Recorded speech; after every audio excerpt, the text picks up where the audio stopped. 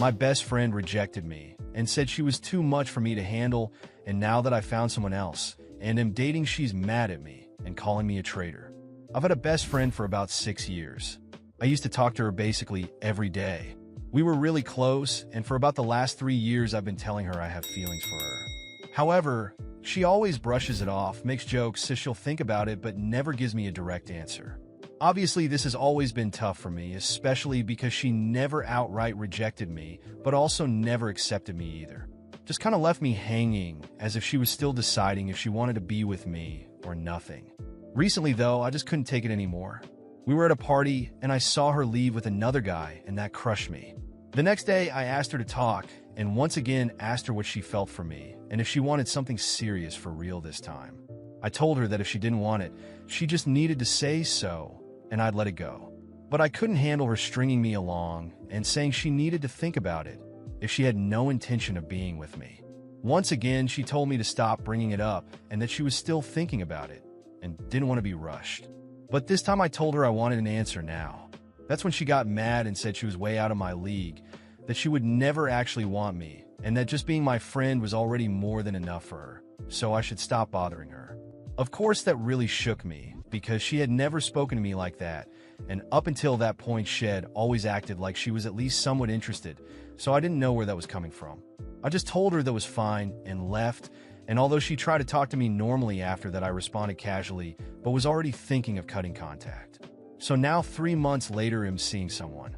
I wasn't even looking for anyone because I was still feeling pretty down about my friend, but this girl just showed up. We started talking, and honestly, she's amazing. We're not officially dating yet, but we're close, and Eve almost completely moved on from the feelings I had for my friend. At this point, I still talk to my friend, but much less often. And surprisingly, she's been giving me a hard time about it, saying I'm forgetting about her, and she doesn't get why I didn't want to throw it in her face that she was unnecessarily rude to me after stringing me along for months. But I definitely felt like it. The problem is, recently I was at a local party with a girl I'm seeing, and my friend saw me. She gave me a strange look, and I didn't understand why. But when I got home and checked my phone, it was flooded with messages from her, all of them accusing me of being with someone else. She said I had deceived her, and that apparently I'd been faking my feelings for her this whole time. If I really liked her, I wouldn't have moved on so easily. I asked her what she was talking about, reminding her that our last conversation about this was months ago and that she had completely humiliated me. So of course I moved on.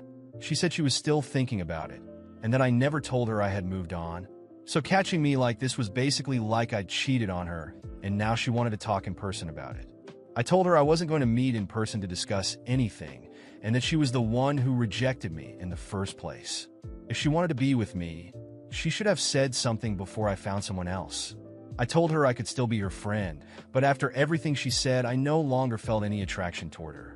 She insisted that she wanted to talk about it in person and was already on her way to my house. I told her not to come and that there was nothing left to say, but she didn't listen, so I guess she's coming anyway. Honestly, I have no idea how this conversation is going to go, but I know it won't be good.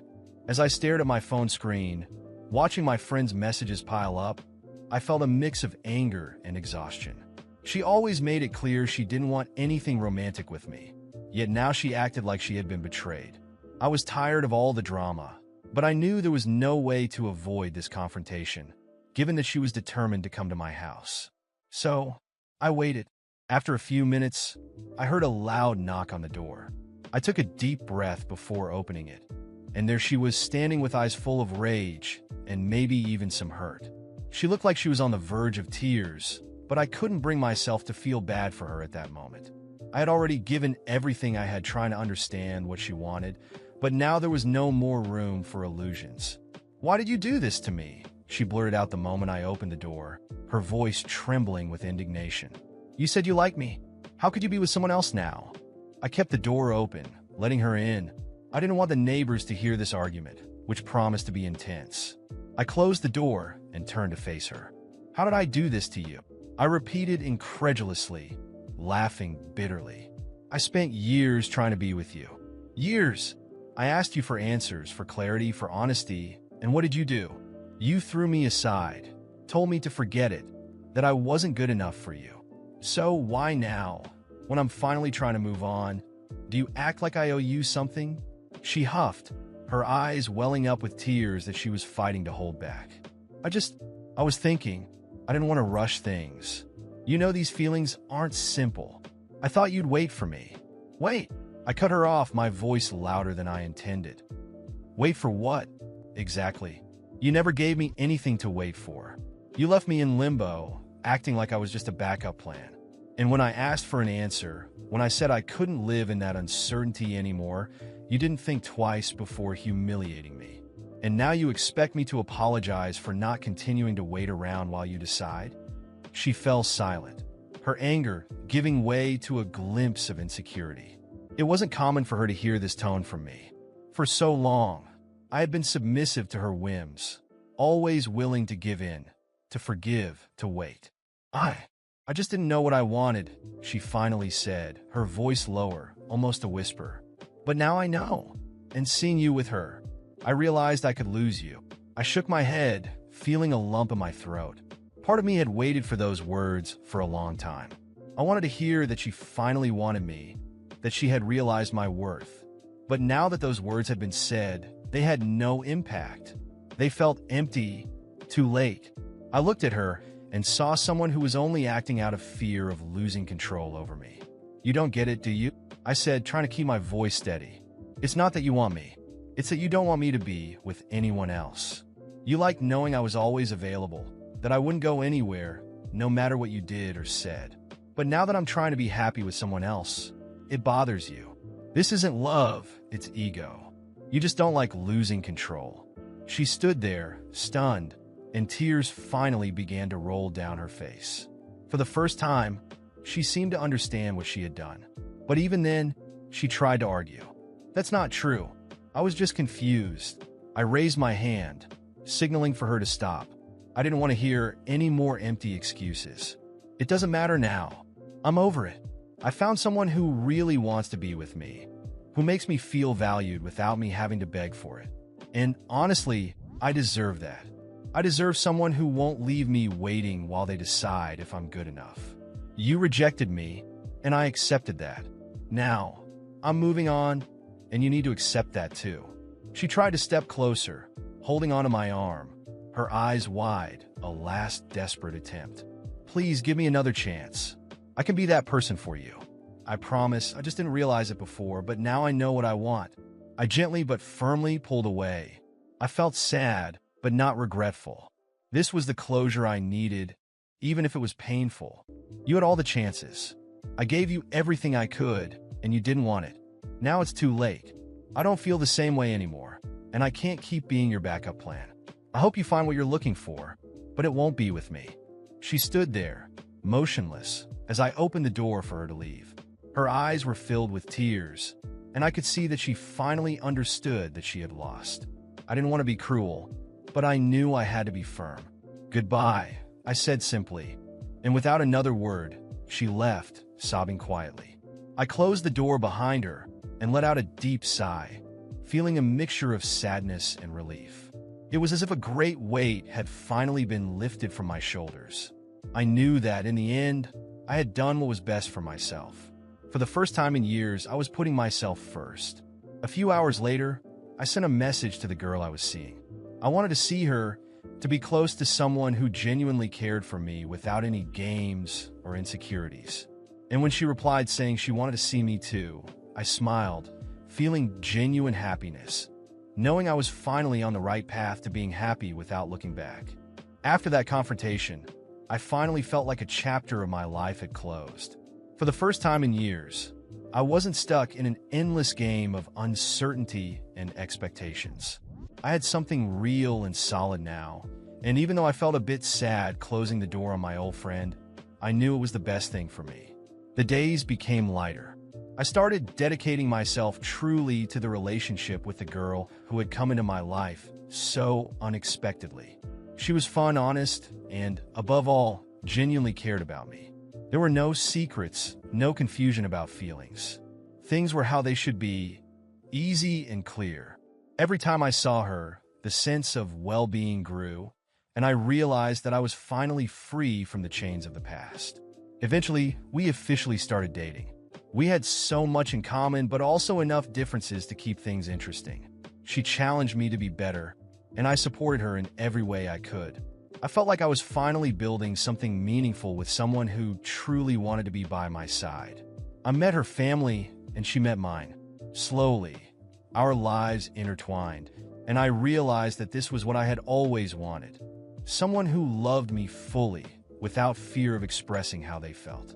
While I moved on with my life, I started to hear some things about my old friend. It wasn't something I sought out, but mutual friends ended up mentioning her. Apparently, after our argument, she began distancing herself from our group. She wasn't as present at parties or gatherings, and when she did show up, she always seemed distant. Some friends said she seemed down, had started drinking more than usual, and seemed to be avoiding people. I had mixed feelings about it. Part of me worried about her. After all, despite everything, we had been friends for many years. But another part of me couldn't forget all she had done, how she had manipulated me and discarded me so many times. She always thought she was in control, thought I'd always be there waiting, and now that I had moved on, it seemed like her world was falling apart. One night, while my girlfriend and I were at dinner with some friends, one of them mentioned they had seen my old friend at a bar, completely drunk and crying. He said it casually, just commenting on how different she seemed. My girlfriend, who knew the whole story, squeezed my hand under the table, as if to say that I didn't need to pay attention to that. And she was right. I shouldn't let myself get dragged back to the past, but I couldn't help the bitter feeling. She always made me feel like I wasn't good enough, that she was out of my league, and now she was the one hitting rock bottom while I was finally finding happiness. A few weeks later, I received a message from her. It was the first time she had reached out since that night she came to my house. The message was short, just asking to talk. I stared at the screen, wondering what I should do. Part of me wanted to ignore it, simply delete the message and move on. But another part knew that maybe she genuinely needed help. However, I couldn't be that person for her. I couldn't go back to being the safety net that she had discarded so many times. I decided to respond simply. I told her that I hoped she was doing well, but that I didn't think it would be a good idea for us to meet. I was honest. I had moved on, I was happy, and I didn't think it was fair to my girlfriend to reopen old wounds. I wished her the best and ended the conversation there. She didn't reply, and I knew that probably hurt her, but it was the best thing for both of us. Over time, the stories about her became less frequent. I stopped hearing about her drunken nights or failed relationships. She seemed to have disappeared from our social circle, and I didn't make an effort to find out where she was. It wasn't out of a lack of empathy, but because I knew that to truly be happy, I needed to leave all of that behind. My life, on the other hand, kept getting better. My career was advancing, my relationship was strong, and I was surrounded by people who valued me. My girlfriend and I decided to move into an apartment together, a place just for us, and that brought a sense of a fresh start that I so badly needed. Every day, I felt like I was building a new version of myself, more confident, more secure, happier. Sometimes, when I was alone and my mind wandered, I would wonder what would have happened if she had been honest with me from the start. Maybe we would have worked out, maybe not. But then I looked at my current life and knew that I was exactly where I needed to be. That uncertainty, that constant maybe, was left behind. Now I had something concrete, something real. I heard about her again almost a year later. A mutual friend mentioned that she had moved to another city, apparently trying to start over. He said she was working at a job she didn't really like and living alone. When I asked if she seemed okay, he hesitated before saying that she seemed more lost than ever. It was sad, of course, but there was nothing more I could do. I had tried to be there for her for so many years, and she never gave me the space. Looking at it all, I realized that sometimes some people just aren't ready to receive the love we want to give. I loved her, truly, but she wasn't ready for it. And now, after everything, I knew I deserved someone who was ready to love me back. And I had found that person. As I got ready for dinner with my girlfriend, watching her smile while she talked about our future plans, I felt a deep sense of peace. I left the past where it belonged and embraced the present that I had finally earned.